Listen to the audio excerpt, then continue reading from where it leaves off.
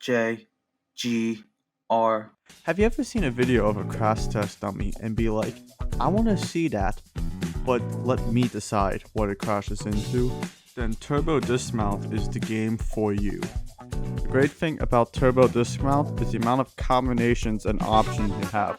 Basically, the sky's the limit for whatever havoc you want to unfold. There's over 30 vehicles, 30 levels, multiple characters, and tons of cosmetics you can put on those characters, so your creativity is the only limit in this game. Want to go in like a wrecking ball? You have that option. Want to be a dapper British fellow who doesn't know which side of the road you can drive on? You can do that. You get the picture. There's a lot of options you can decide. So let's talk about the gameplay and how those options are used. When it comes to moving your vehicle, you have multiple options. You have predetermined paths to move your vehicle in, or you can manually steer the vehicle. Overall, it's not too bad. My main complaint is when you're manually steering the vehicle, you're not using the WASD keys, you're using the mouse on a virtual wheel. It just makes the controls a lot more sloppy, which could be a good thing or a bad thing depending on what you're trying to do. Then there's obstacles. Obstacles help spice things up. If you're on a level you like and you tried every vehicle on that level, you can choose a different obstacle to help improve the havoc and also get a higher score on that level. And oh yeah, let me mention, high scores. In the top right of the screen, there's a score counter and it will show you your score you currently had so far and your high score. So if your vehicle breaks apart or your character gets ripped in half or whatever miscellaneous things that can happen, there's little icons that will show it below the score counter. There's also a leaderboard so you can see how well you dismounted from the vehicle you were driving in. So for example, in this playthrough here, I got a score of 15,000 range. So it adds a fun competitive option if you want to. So if you want to try to get higher on that leaderboard, you can do that.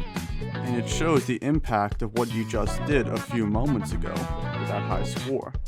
Also, when you finish a playthrough, there's a speed dial, so you can watch it back in slow motion, fast forward, or normal speed.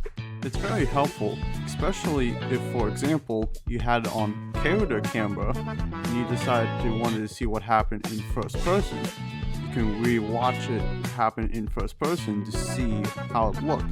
Then there's the GIF capture feature. This allows you to capture a little GIF of whatever event or stunt happened in game and share it with your buddies or whatever.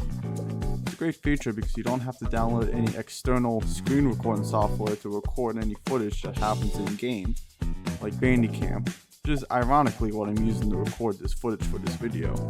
And that's basically it. Turbo Dismount definitely has an arcade feel to it, where it's very simple, but it's very fun to play, and you can play for hours if you know what I mean. So, for the hours that I've played of the game and recorded footage, I'm going to show you my favorite stunt and do some commentary over it.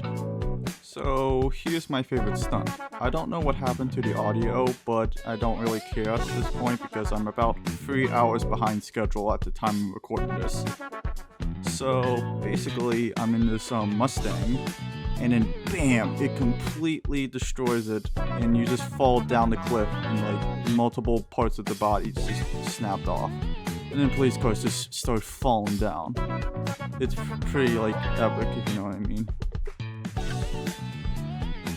And there's the instant replay, and boom, you can see how each part just completely sheared off. You can see the nuts and bolts and stuff. Like, it's really like fun to see how everything falls apart in slow motion, especially in first person, where you can just kind of see someone driving and then bam, falls apart.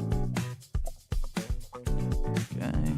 My main complaint with the first person also is that it's kind of like the necks don't stay straight, so it's kind of hard to, the necks are like ragdoll, if you know what I mean. So that's pretty much it. I hope you enjoyed this video, and I'll see you guys when you press continue.